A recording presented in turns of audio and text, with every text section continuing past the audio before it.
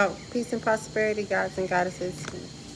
We are going to get some knowledge and wisdom from the guru of the mind. This is Shetty. Think like a monk. And he actually went to the ashram for a while and got some monk practice. Was able to see how that monk routine life is, which I'm pretty sure is nice, very peaceful, different of the experience. But right now we're on the chapter of relationships, and this is hitting me um, deeply. This is resonating with me greatly. Let me say that, because as a 33-year-old adult, I am experiencing my first relationship, and it is interesting. It is definitely revealing character about myself, and it's showing me what I'm okay with, what I really want, and what I really like. Am I settling, or is this what I want, or am I being understanding, or should I be patient, or should I stick to these? Let's see, what is the word? Stick to these standards, So we'll see. We'll see. So trust is earned. Once you have established reasonable expectations from a relationship, then it is easier to build and maintain trust. Trust is central to every relationship. Trust means we believe that the person is being honest with us, that they have our interests at heart, that they will uphold their promises and confidences, and that they will stay true to these intentions in the future. Notice that I didn't say they are right all the time or handle every challenge perfectly. Trust is about intentions, not abilities. When an important person lets us down, the blow to our trust reverberates across all of our relationships. Even when people with the best intentions change or don't follow the same path that we do, other people give us plenty of signs that their intentions don't mesh with ours. But we ignore them, and sometimes if we were more aware, there are people we would know not to trust in the first place. Other people's behavior is always out of our control. So how can we trust anyone? Stages of trust. Trust can be extended to anyone from a taxi driver to a business partner to a lover, but obviously we don't have the same level of trust for everyone. It's important to be attentive to how deeply we trust someone and whether they've actually earned that level of trust. Dr. John Gottman, one of the nation's top marriage experts, wanted to find out what makes couples get stuck in ongoing conflict instead of resolving it and moving on. He examined couples from all over the country, from very socioeconomic and ethnic backgrounds, and in a variety of life situations, from newlyweds to expecting parents to families where one spouse was deployed in military service.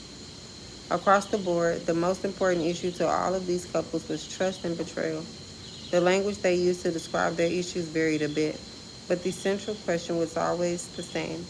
Can I trust you to be faithful? Can I trust you to help with housework? Can I trust you to listen, to be there for me? The couples had good reason to make trust a priority.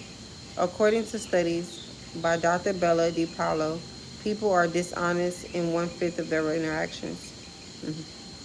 77 college students and 70 people from the community at large were asked to keep track of their social interactions. For 7 days, they were told to record all of their exchanges and to note how many lies they told. I know what you're thinking. What if they lied about lying? To encourage honesty, the researchers told the participants that there was no judgment involved and that their responses would help to answer fundamental questions about lying behavior. They also saw the experiment as a chance to get to know themselves better. In the end, the students reported some level of lying in one-third of their interactions, and the community members in in the community members in 1 out of every 5 interactions. No wonder so many of us have trust issues. We aren't careful when and how we give our trust. We either trust other people too easily or we withhold our trust from everyone. Neither of these extremes serve us well. Trusting everyone makes you vulnerable to deception and disappointment. Trusting no one leaves you suspicious and alone. Our level of trust should directly correspond to our experience with a person. Going through 4 stages of trust. Neutral trust. When you meet someone, it is normal not to trust them. You may find them funny, charming, a joy to be around. These positive qualities do not merit trust. They mean you think your new acquaintance is cool. We tend to conflate trustworthiness with likability. In studies examining jurors' perceptions of expert witnesses, those the jurors found to be likable, they also rated as more trustworthy. We also tend to trust people we find attractive. Rick Wilson, co-author of Judging a Book by Its Cover, Beauty and Expectations in the Trust Game, says, we found that attractive subjects gain a beauty premium in that they are trusted at higher rates, but we also found a beauty penalty when attractive people do not live up to expectations, when they equate likability or appeal with trust. We set ourselves up for huge disappointment. It is better to have neutral trust than to trust someone for the wrong reasons or trust them blindly. Contractual trust. I derive this level of trust from Rajas. The impulsive mood of life where you are focused on getting the result that you want in the short term. Contractual trust is the quid pro quo of relationships. It simply says, if I pay for dinner and you promise to pay me back, I have faith that you'll do it. If you make a plan, you can count on the person to show up and there's no further expectation. Contractual trust is useful. Most of us share contractual trust with the majority of people who cross our paths. Yet we expect them to trust us implicitly. The heart may want a deeper connection, but we have to be discerning. Expecting more from someone who is only showing you contractual trust is premature at best and dangerous at worst. Mutual trust. Contractual trust reaches a higher level when you help someone expecting they would most likely do the same for you in some way at some unknown time in the future. Where contractual trust relies on a specific exchange both parties have agreed to in advance, mutual trust is far looser. This stage of trust is derived from sattva, the mode of goodness, where we act from a place of goodness, positivity, and peace. We all want to get to this level, and good friendships usually do. Oh, y'all, look, we have some visitors. I thought I heard something. Look at them. Oh, too cute. As long as they stay over there, we cool. They don't mess with me, I don't mess with them. I just thought that was nice while we were reading. Got little visitors. They love this trash over here. Yeah, it's a little trash can that they hop in. Oh yeah, I'm feeding my mind while getting to the money. Getting to the money. Okay, my time is coming up short. I only need to do 11 minutes and 11 seconds. So say bye to the raccoons and let's get back to the book. All right. I thought I heard something. All right.